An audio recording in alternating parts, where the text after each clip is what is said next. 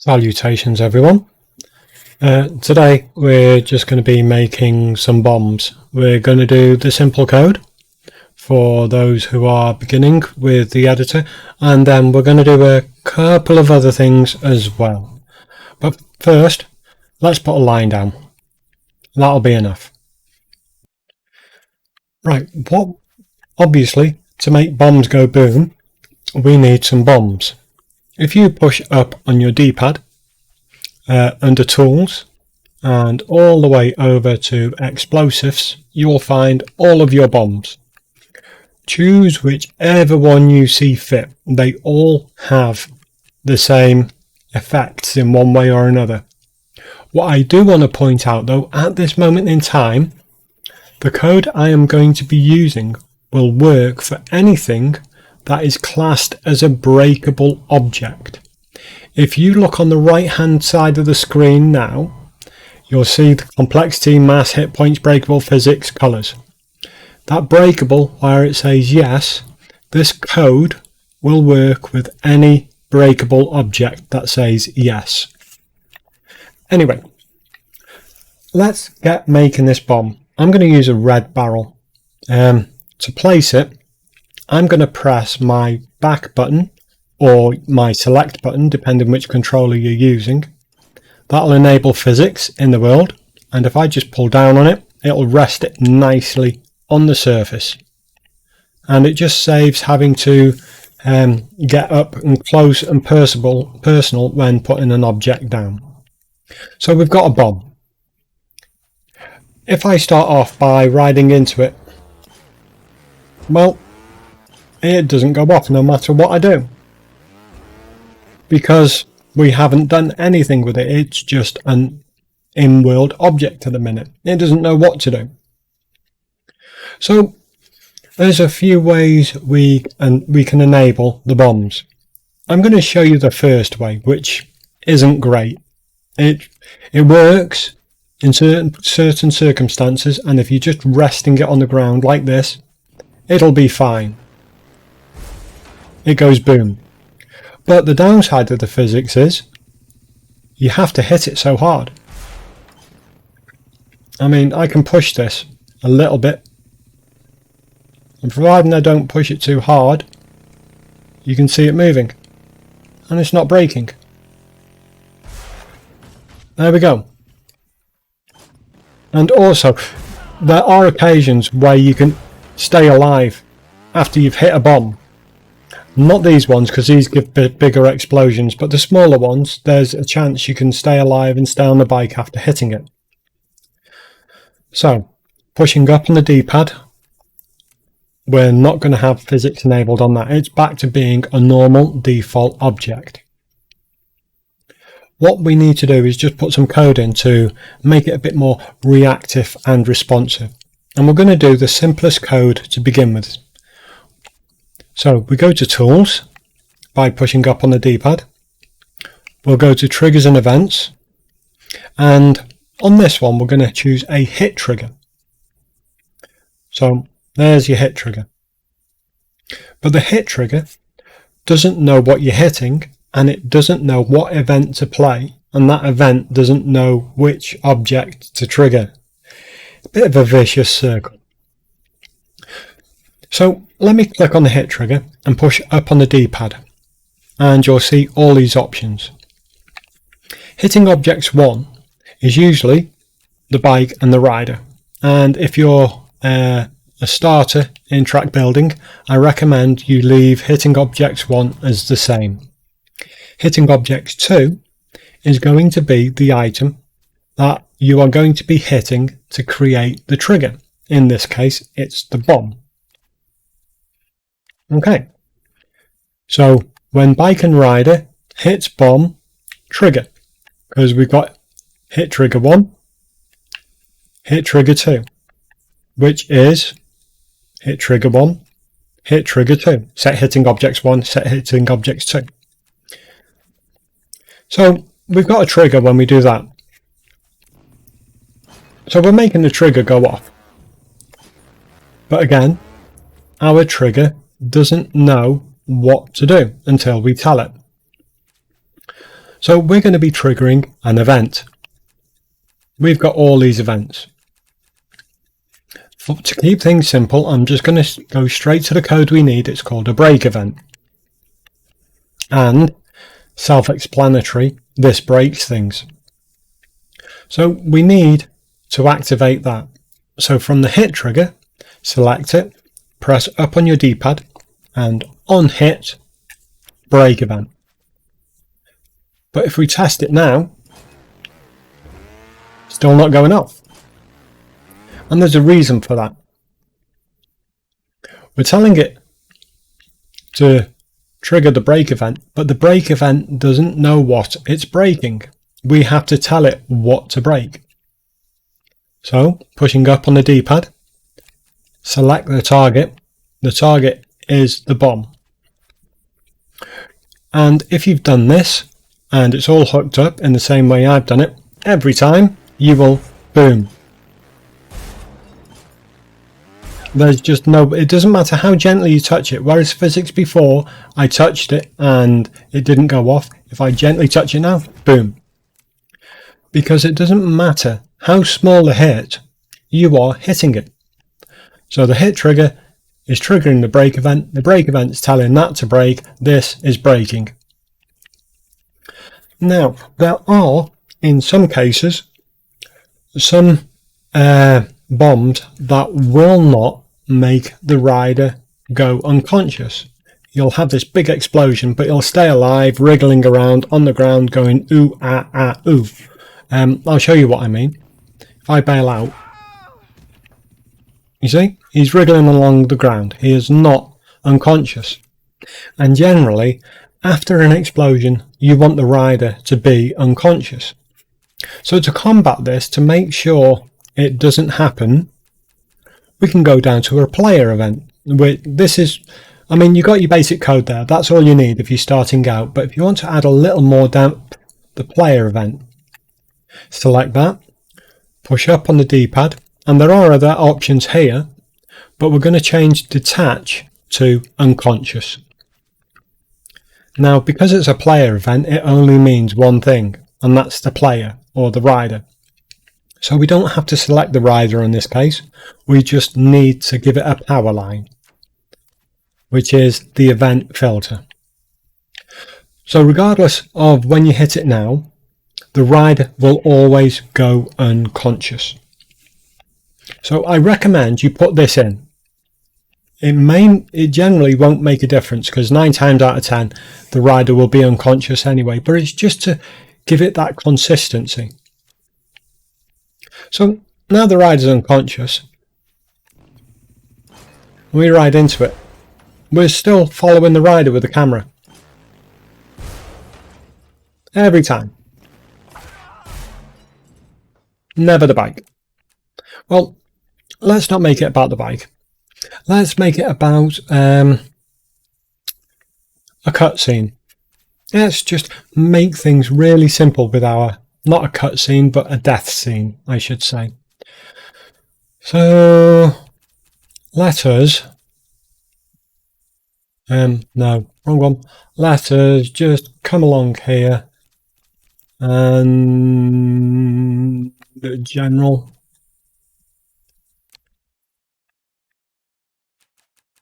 I know I should have chosen the smaller ones, but I'm not going to be perfect with this. Far from perfect.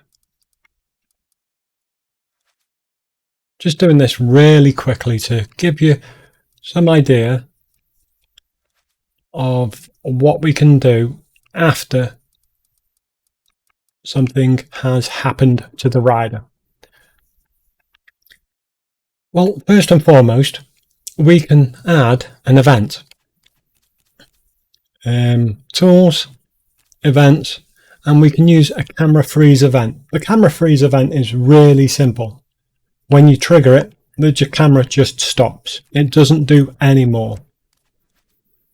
So, whereas before I was following the rider, if I bail into it now, the camera is kind of freezing.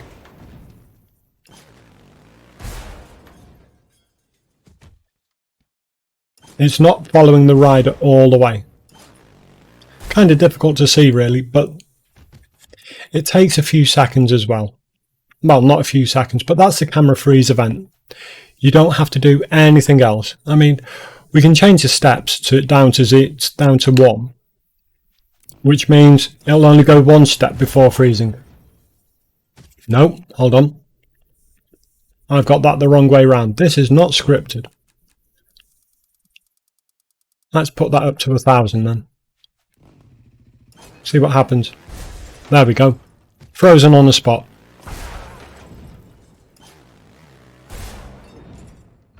So there's your camera freeze event. So if you want the camera to stop if the rider dies where it is, that's the one. There's also another one we can use. We're going to get rid of this camera freeze event. And we're going to bring in a camera event. And this works very slightly differently. So the camera event tells you which camera to select. So if I go on here and get my power line by pushing up on the D-pad, event filter over to the camera.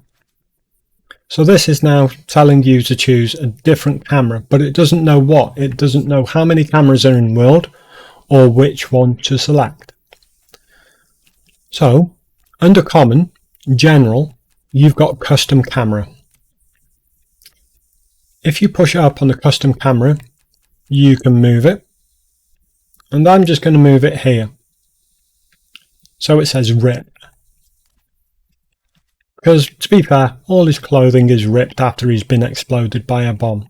So you've got this chain going along of what to do. But as I mentioned, camera event doesn't know which camera to select. So select the camera, push up on the D-pad, select camera and whichever camera you want or whichever camera you've just positioned.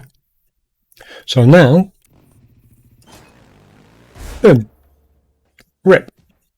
And this is how death scenes are created, or cut scenes. And every time it'll do this. There are effects you can do with the camera, but I'm not going to go into that. What we can do though is say your bomb is on a platform. In fact, yes, let's put the bomb on a platform. We'll go to Trials Evo, Legacy, Planks. We'll get a metal disc here, like so. Put this up here, like so. Put that there. We want him starting up there. So it's on the platform. Let's just make sure we can hit it. Yep. And for the sakes of this, I'm going to pull the camera out so you can see what's happening. I'm going to add an event. And I'm going to call it a physics event. By default, it's saying turn the physics on. So select that. And what are we turning the physics on? Well, we need to tell it which objects to have physics. Select target. We'll choose that ramp. So now, when we go onto it, that ramp's got physics when you hit the bomb.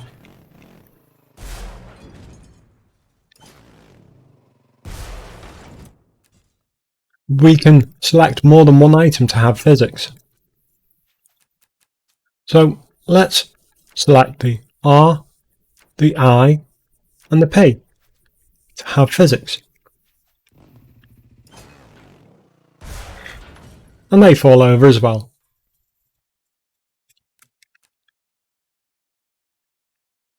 And I'm just wondering what else I can put in here to make things a little more fun. What have we got?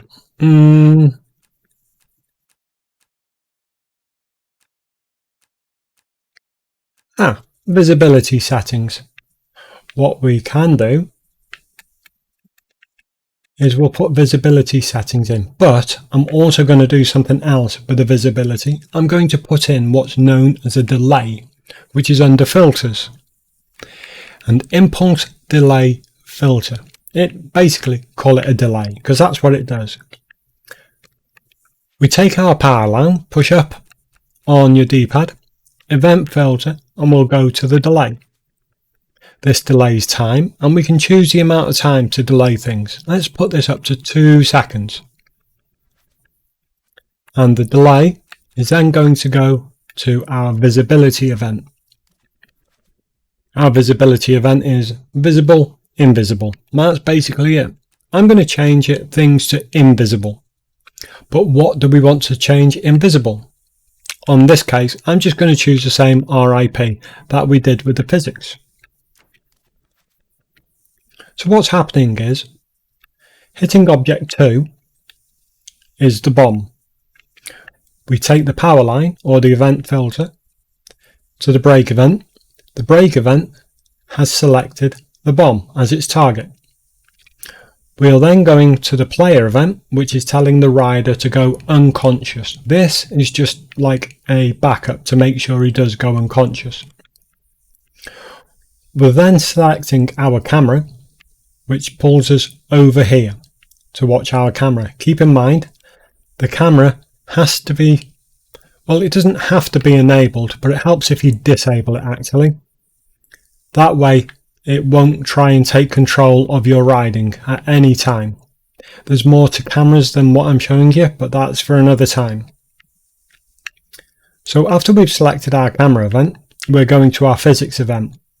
Our physics event is telling this platform and the RIP to turn on, and they fall to the ground. We then have our delay impulse of 2 seconds. So 2 seconds after everything's started falling from the physics, we tell our visibility event to turn the R, the I and the P off. So in theory, we come over here, boom, they fall to the ground, boom, go invisible. So there we have it. And again, just to reiterate, you only need these two if you're starting out. If you want to do something more fancy, we've got these. The camera's a good one for a death scene, and this camera can be anywhere. It doesn't have to be in a close vicinity. It could be the other end of the map. And I don't know, we could, just for fun, we could have this guy looking at us coming out the sand. Select our camera, push up, select move. You're now looking through the camera lens when you've selected move. So let's have a look at that dude being really angry. There. So now you're not going to see any of that. You're just going to see him. Because that delay of the camera isn't great and seeing it swing around, we can select push up on the camera, come down to type, and let's just select cut. So when we do that now, it could just cut straight to it. But you're not actually seeing what's happening on the track when you're cutting. And again, the most commonly used thing you will use when you start coding is your filters impulse delay. So we'll select that. And we shall select that, and you can see our power line, the red one, which is event filter, select event filter, is going all the way through. The targets are always the camera. Well, targets are the blue lines, the power lines are the red lines. So normally for dramatic effect, you wouldn't leave it too long, but I'm going to put this up to 2 seconds so you can see it happen. So while we're in testing as well, let me show editor icons. Yes. So now you can see it all working. So when we go in the background, you can see all that working, and then cut to the camera.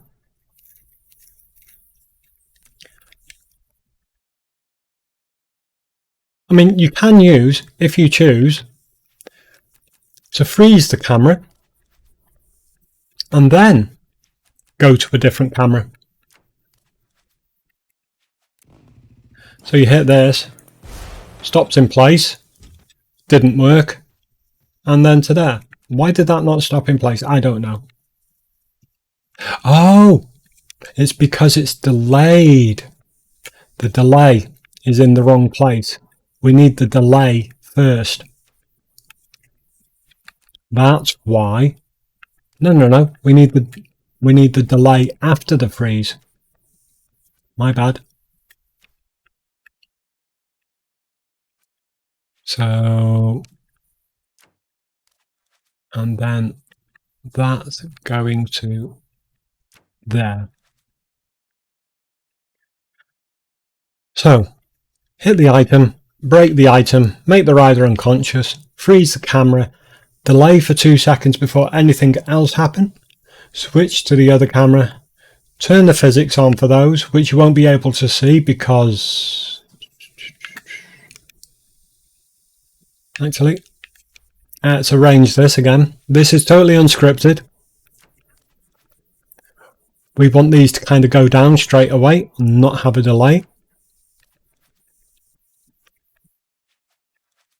That needs to go to there. So, actually, this is all trial and error.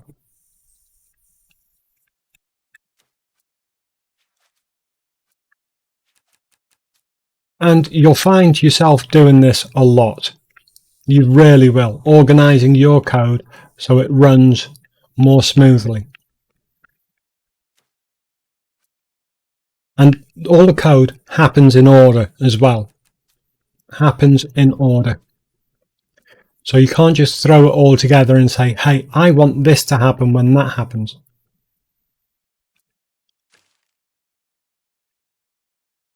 Right, so hit the event, break the bomb, make the rider unconscious, freeze the camera, turn the physics on, watch it for a moment, make it invisible, wait for a moment, select the other camera.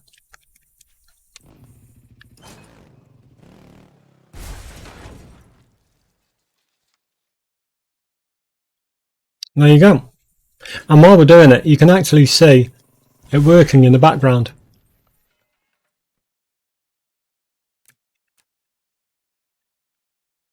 So you got more than your bomb tutorial here, but I wanted to add a few things in. And yeah, I think that's going to be it for the time being. So thank you, boys, girls, ladies, gentlemen, hermaphrodites, non-binaries, and everyone else. Thank you for tuning in and watching, and hopefully see you again soon. Bye for now.